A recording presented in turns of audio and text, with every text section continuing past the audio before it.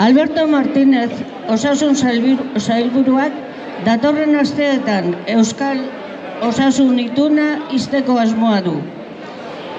Prozesu horretan, osasun publikoaren aldeko plataformak eta beste kolektibo batzuk baztertu dira osasun pribatuaren defendatzaileak gonbidatu diren bitartean.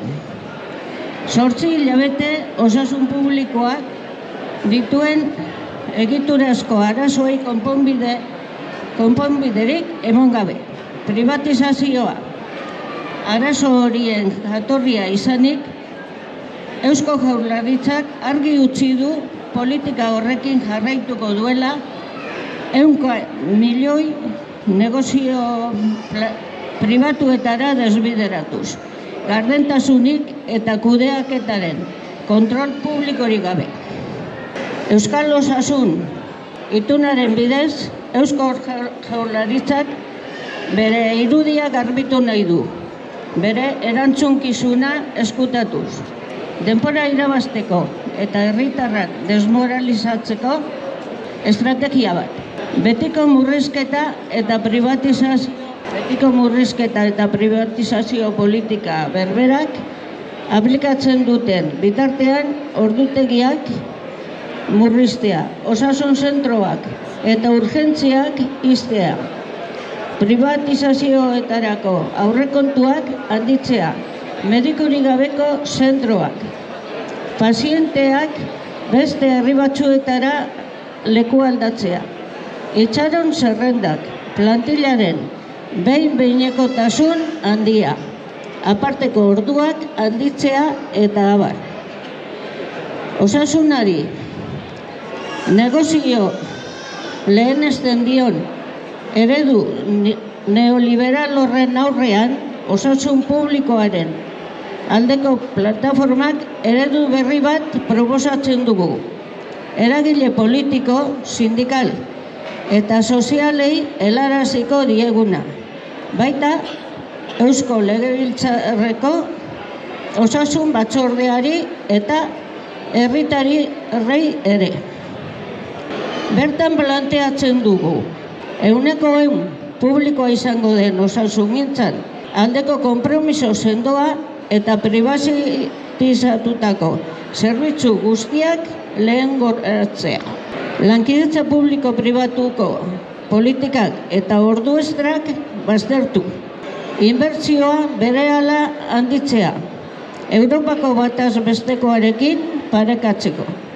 Lehen mailako arretari eta osasun publikoari lehentasuna ematea prebentzioan, osasunaren sustapenean eta gure osasunari eragiten dioten gizarte lan eta genero mugatzaileen aurkako borrokan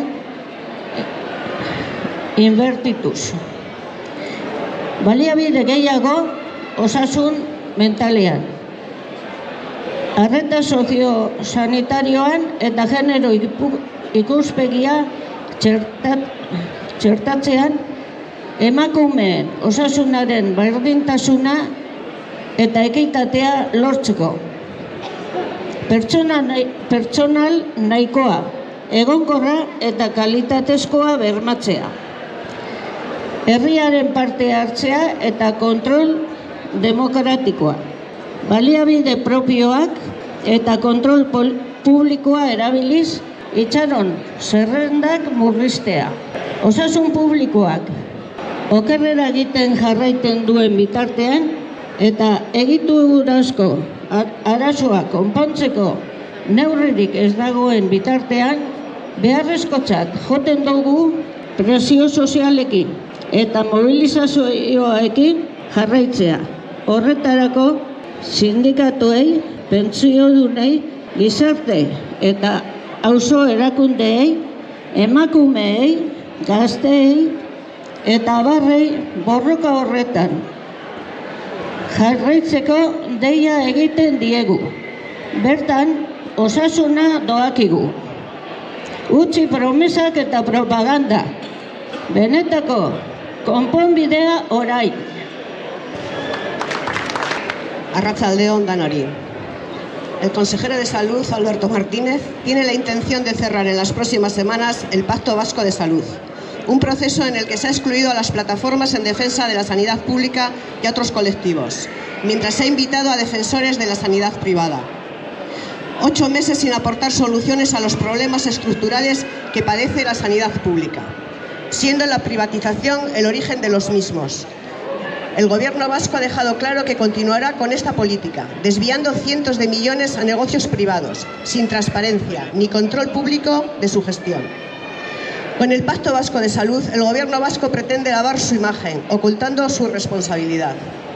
Una estrategia para ganar tiempo y desmovilizar a la población mientras continúan aplicando las mismas políticas de recorte y privatización de siempre. Reducción de horarios, cierres de centros de salud y PACs, aumento de presupuesto para privatizaciones, centros sin personal médico, desplazamientos de pacientes a otras localidades, listas de esperas escandalosas, alta temporalidad de la plantilla, aumento de las horas extras y un largo etcétera. Frente a este modelo neoliberal que prioriza el negocio a la salud, las plataformas en defensa de la sanidad pública proponemos un nuevo modelo que trasladaremos a diferentes agentes políticos, sindicales y sociales, así como a la Comisión de Salud del Parlamento Vasco y a la ciudadanía. En el mismo planteamos: 1. Un compromiso firme por una sanidad 100% pública, sin privatizaciones y reversión de todos los servicios privatizados. 2. Rechazo absoluto a las políticas de colaboración público-privadas y a las horas extras. 3.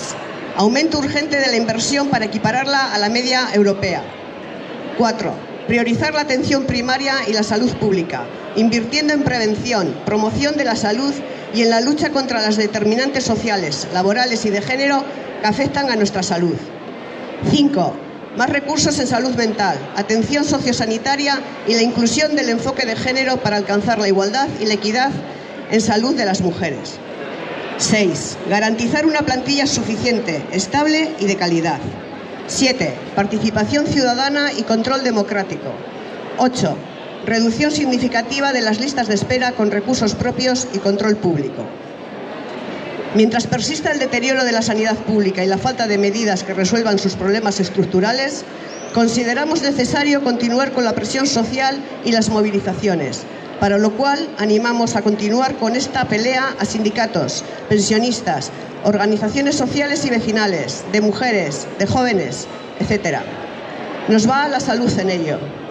Basta de promesas y propaganda. Soluciones reales ya. Eskerrik asko.